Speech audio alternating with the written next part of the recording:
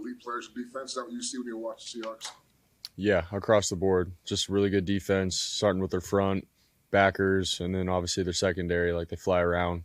Really good ball skills, and then just the way that they all play together, man. It's really well-coached defense, and all year they've just had great tape.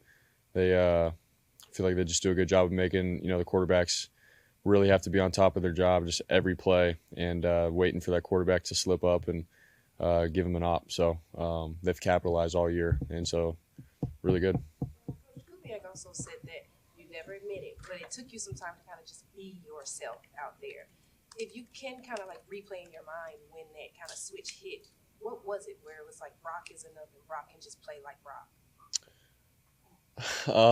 What did he mean by that, actually? Or like, he was asked about your growing confidence and how you kind of always been good and always been confident, but settling into just being you and not trying to play like anything outside of how you play and being able to accept it.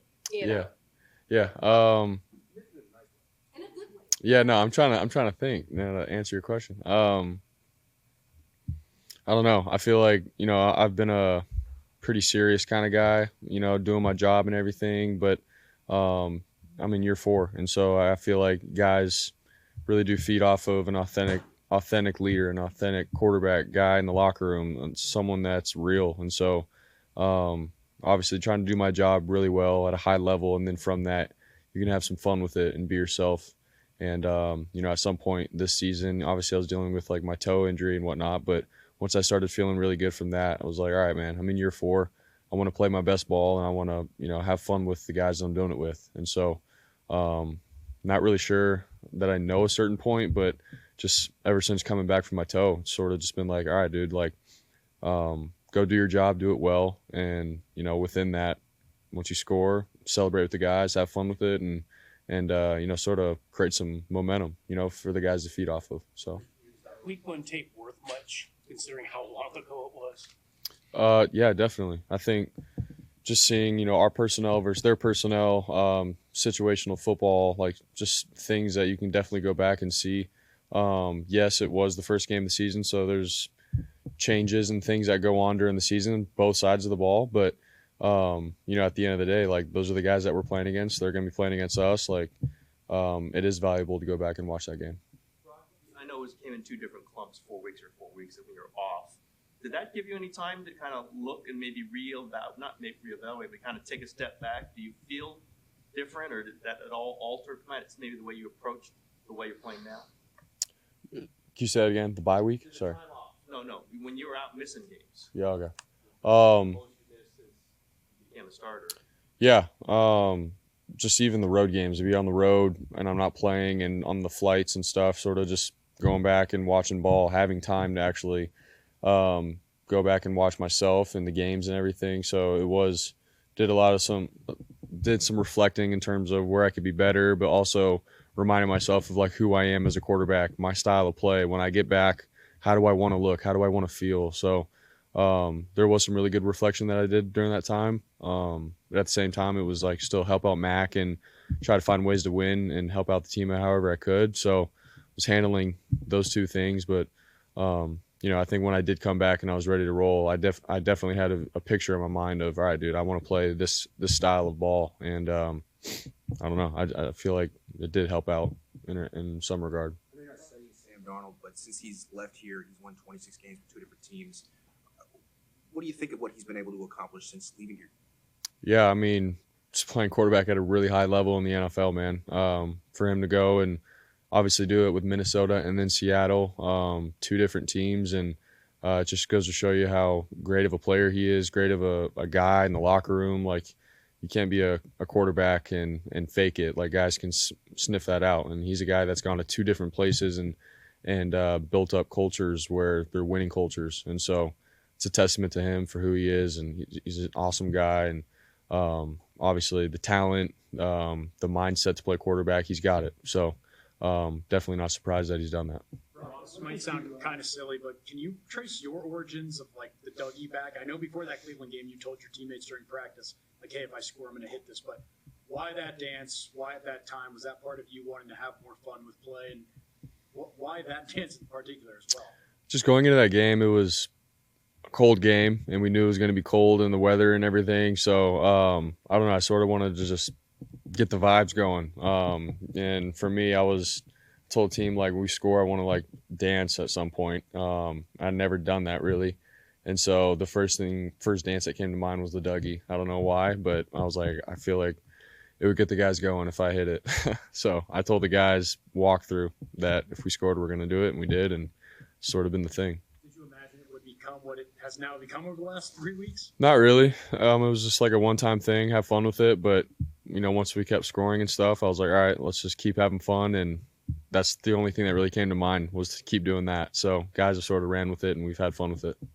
Talk about having fun. Your job requires a lot of tedium, a lot of intricate details and things like that. Do you feel like the team feeds off when a quarterback in particular is kind of having fun and it's organic?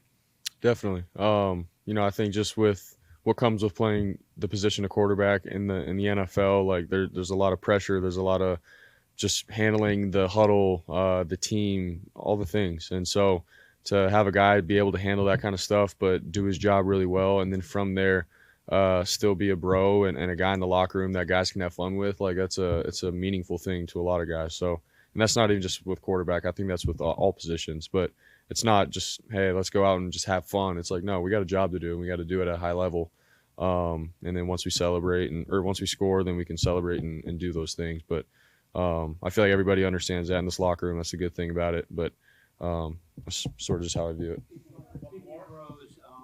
What did you learn about Ricky Pearsall in the offseason, all the time he spent in Florida and Arizona? Ricky's a baller, and he's a footballer. He's a guy that loves football. And talked about this before, but the cool thing about Ricky is, like, whenever we're practicing, whether it's routes on air, off-season stuff, even when we get back in team settings here, he's always asking questions with how he can run his route or what he's expecting from what the quarterback's expecting from the receiver. Like, he's a guy that I can go and grow with. It's not just a transactional relationship. It's a thing that, he really wants to dive deeper into this thing with his quarterback and get better together. So I think that's what I saw from him, in the offseason. And he's got the love for the game. He's not a guy that's just doing it for what the game brings. He loves being out there, running routes, breaking off guys one-on-one and making a big play in front of everybody. Like, he loves it. And he's an authentic dude. So I love playing football with him, but I feel like that's sort of what I took away from working out with him. Relationship with Jauan, what's the connection there that he wasn't around through camp and you're having to defend kind of his contract stuff, but he's come on a lot the last month and a half with you? Yeah. JJ and I go back to when I first got in as a rookie, so it's been 4 years of playing football together, and I have the utmost respect for him. Just when you turn on the film, man, he's a guy that goes hard 24/7, run blocking. He catches a ball and then we'll try to drag 3 guys with him to get the first down. Like, he's done that time and time again. He's a guy that you want on your team to go and battle for and with. And so, I don't know. I have nothing but love for JJ, and I know it's vice versa. And together we want to play with each other as long as we can, man. And he's always going to be where he needs to be. I'm going to try to get him the ball as much as I can. And obviously the whole contract thing, like that was what it was. But I was so excited just to get him back and get going, and feel like we found our stride, and we just got to keep it up. Talked about how looser Brock and the Dougie and all this, but it seems like you've had this somewhere inside you for a while, because Kyle and Kubiak have both noted you did the discount double check after throwing a touchdown to Tanner Hudson in the 2002 preseason opener. Can you bring us back to that moment and what inspired it? And no one really knew you. Like, why would you think you could pull that off? Yeah, dude, I don't know. It's just like one of those things in the moment. We're playing the Packers my rookie year, throw a touchdown, and all the guys are celebrating. And first thing I think is we're playing the Packers, and Aaron Rodgers is on the other sideline. So I discount double check. It was dumb. I'm a rookie. It was in the moment, like, really, bro. I was just trying to make the team, and I pulled that out. But I don't know. It's just a competitive thing in me, man. So I'll just leave it at that. Last one, guys. The team has had to overcome, yourself included, what does this opportunity on Saturday mean to you to be playing for the number 1 seed in the NFC?